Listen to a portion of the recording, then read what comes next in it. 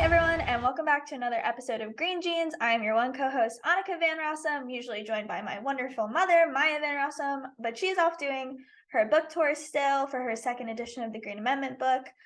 So I'm going to come out with you with another little mini episode and just give you some fun information. And a reminder that if you like what we do on this podcast and you care about the environment, if you live in the 4 states of the Delaware River watershed, New York, PA, New Jersey, and Delaware, feel free to click the link and send a donation. Also, if you think that you should have, or also, if you think that you should have a constitutional right to a clean and healthy environment as powerful as your right to free speech, which you should, then also go to the donation link and donate to Green Amendments for the Generations. And if you like what we do, always share, like, subscribe, and give us a good rating wherever you're listening to. Okay, so I'm just going to get into this episode. We'll make it quick and informational, but I want to talk about this exciting news about the Earth's ozone layer is actually on the course to be rehealed totally. So to start, for anybody, I don't know, I feel like when I was a kid, maybe one of the first things that I heard that was like, oh, something is happening to our planet that's bad, besides like, all the polar bears are dying, I feel like that was a big one, was the hole in the ozone layer. And I don't even think still to this day I totally understood what that meant. But yeah, basically for those who didn't know, it's all these chemicals were going in and removing the ozone layer, and the whole issue with that is it exposes people to a lot more intensive UV rays, so increasing risk of skin cancer, and also increasing the heat in the planet, so things like that. So the Guardian writes, following alarm over the loss of ozone in the 1980s, the ozone layer has been steadily improving in the wake of the 1989 Montreal Protocol, an international agreement that has helped eliminate 99% of ozone depleting chemicals such as chlorofluorocarbons or CFCs that were used as solvents and refrigerants. So that is such a huge step basically in the time that the Montreal Protocol came about, when they decided to limit these chemicals, limit their use, limit their implementation in different products and different equipment. We really started to see the ozone layer come back. In Associated Press, like I said about the skin cancer, they said a UN Environment Program director said this is saving 2 million people every year from skin cancer. So that's just like crazy that this is happening. And so just to give you guys some background on how this all started, like the discovering of the ozone layer falling apart is in 1974, I got this from Britannica. In 1974, American chemist Mario Molina and F. Sherwood Rowland and Dutch chemist Paul Crutzen discovered that human-produced CFCs could be a major source of chlorine in the stratosphere. They also noted that chlorine could destroy extensive amounts of ozone after it was liberated from CFCs by UV radiation. And then it goes on to continue to talk about that throughout the 1980s and early 1990s, observations and measurements from satellites and other instruments showed that this hole over Antarctica was growing larger year after year, that a similar hole had opened over the Arctic, and that the stratospheric ozone coverage worldwide had dropped 5% between 1970 and the mid-1990s, with little change afterwards. So yeah, just the discovery of it, and basically the timeline right now. So I think they said that they started to discover this in 2014, that this was starting to heal and starting to come back. And again, the big belief of why that happened is because of the Montreal Protocol and taking these CFCs out, limiting or totally removing their production. And so now the Earth has started to come back.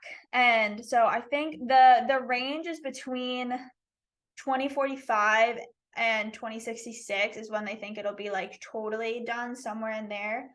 But I think this is really great, and it's a really powerful indicator to show that Mother Nature can bounce back. Mother Nature is so strong. Our Earth is so strong.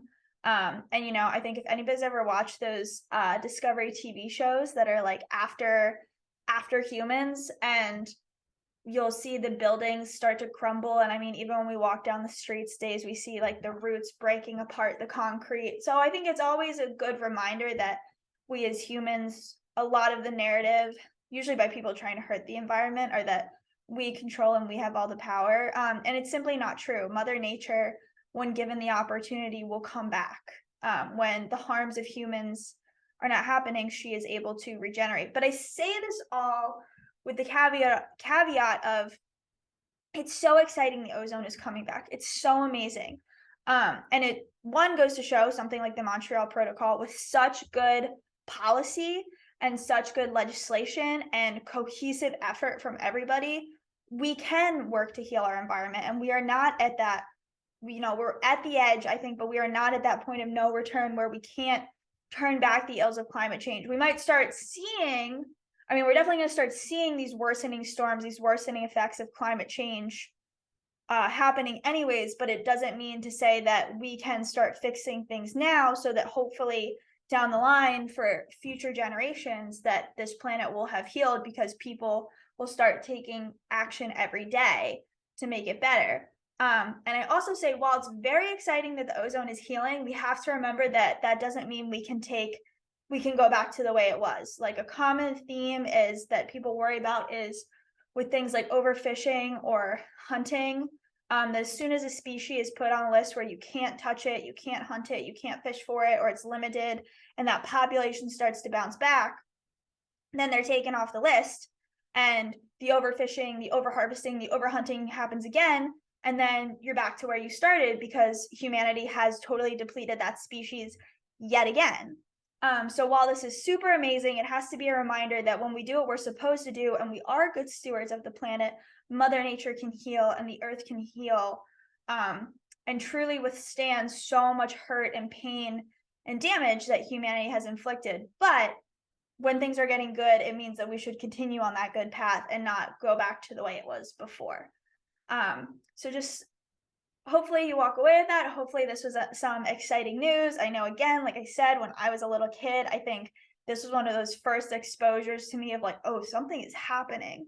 And that was really scary and that I didn't understand. So it's really cool to see that it's coming back together.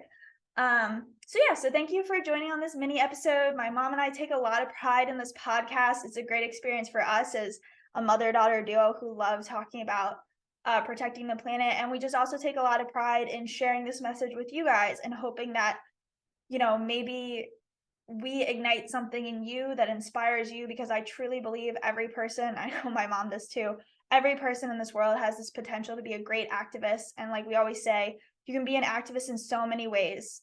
Maybe it is working for a nonprofit, maybe it is running a nonprofit, but maybe it's just, making up posters to give to people. Maybe it's just in your daily conversation telling people how they can live a more sustainable lifestyle. Maybe it's through music and song or poetry.